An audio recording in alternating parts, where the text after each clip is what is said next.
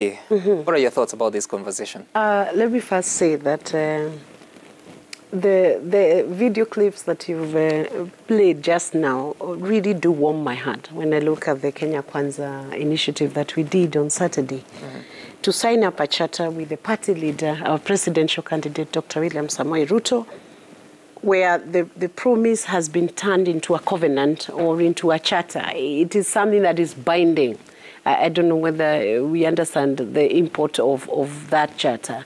It's a covenant to the women of Kenya. It's not a covenant with one person, one woman. It's a covenant with the women of Kenya. And we are looking at policy, legislative, budgetary reform when we come in. And we are taking along with us over 50% of the population of Kenyans. That's over 25 million women whose lives will be at stake. And we have answered each and every single question. Our presidential candidate has been bound into economic transformation of the livelihoods of women.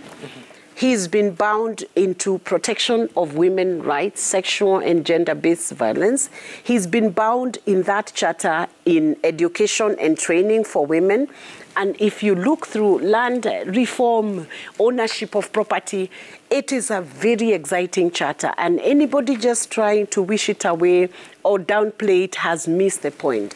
Because what Kenya Kwanza is looking into is how you can mainstream. You know, when we talk about mainstreaming women, Sam, you know, it cannot be answered by giving one position to one single woman in Kenya. While that may be good, it will not answer the question of all the women. We have looked into the vulnerable groups of women, the single mothers, widows, older women who may not have access to resources. All those questions have been answered in that charter. And what is so exciting also is the fact that the return to school policy for pregnant teenagers and young moms who are supposed to be in school, that question has been addressed. That question has been addressed. So what I would say is this: when you look at what Kenya Kwanza has offered, we want to hear from our opponents. We want to hear from our opponents. What is it that they are looking at in terms of how are you answering the question of women? Or are we saying that once you give the deputy president's designates position to one woman, then you have answered every single question that every mother has in every county? I do not think so.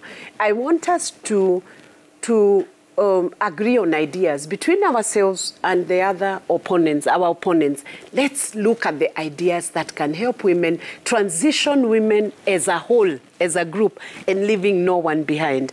If you look at what we have offered, what the Deputy President has offered, 3 months of diapers to all young babies being born, like over 1 million babies.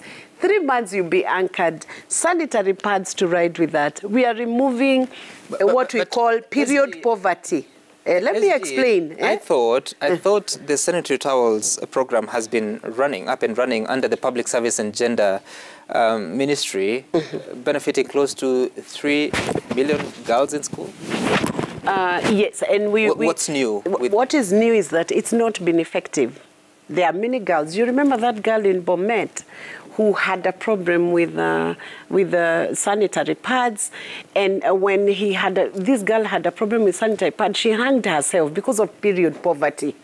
Because of that, we know there are many girls that have not been reached by sanitary pads. And we have even had scandals on that program not being implemented. If you looked at the headlines today, you can see the kind of wastage that has been there. I am so certain if you look through the Auditor General's report today, you will find that is one of the programs that has been culprit to wastage and misuse. That is what is being curbed.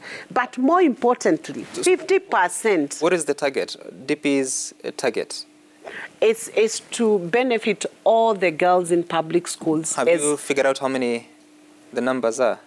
Yes, that is figured out. Over 4 million children will be benefiting from this program. And then even the feeding program will boost the retention of children in school and transition of young girls to secondary school. So we have looked at a comprehensive program. We do not want to dance around if I am given one position myself as Veronica Maina, then every woman in Kenya should be seeing that as a benefit to guide the policy, the gender policy for the whole government.